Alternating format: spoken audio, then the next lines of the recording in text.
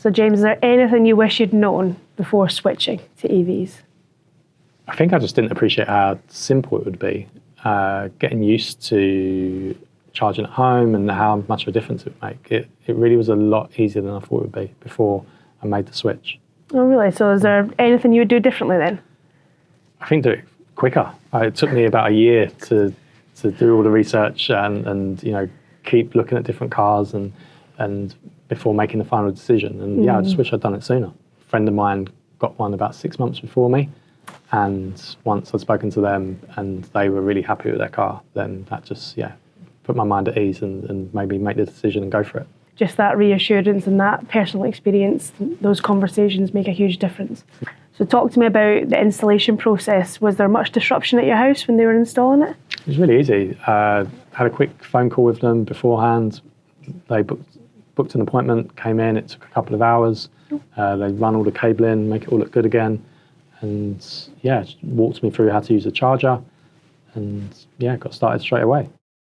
I've definitely noticed it's cheaper. I reckon I save probably over £100 a month compared to petrol. I did change my tariff to an EV tariff. Right. So that when you charge overnight at home, it's a lot cheaper than when you charge in the day. Well, that's true, because we put our washing machine on the timer to go on at night. Yeah, so I've got a setting to charge after 11 p.m. So no matter what time I plug it in, it will automatically start charging after 11 unless I tell it to charge now, because I need to charge straight away. So £100 a month, £1,200 a year. Yeah. What are you spending that extra money on? I don't know. On my boys. Where else does my money go? That's 100%. Looking after them. So day-to-day life, how far do you drive roughly a day? Do you even keep track of that? I think it varies depending on whether my boys are at school or it's school holidays. Anywhere between 15 minutes and an hour on an average day. It just depends, but sometimes up to 2 hours. But sitting in traffic. Yeah, exactly. So what's like the longest trip you've ever done? The longest is about 2.5 hours. Oh, wow. About 2.5 hours non-stop, like motorway driving, and that was completely fine. Yeah. You got the car and it said X amount of mile range. Do you feel like that's been your reality, what was promised? Yeah, I think so. I think it's been pretty accurate. I've fully charged, it's around sort of 200 miles. It seems to last.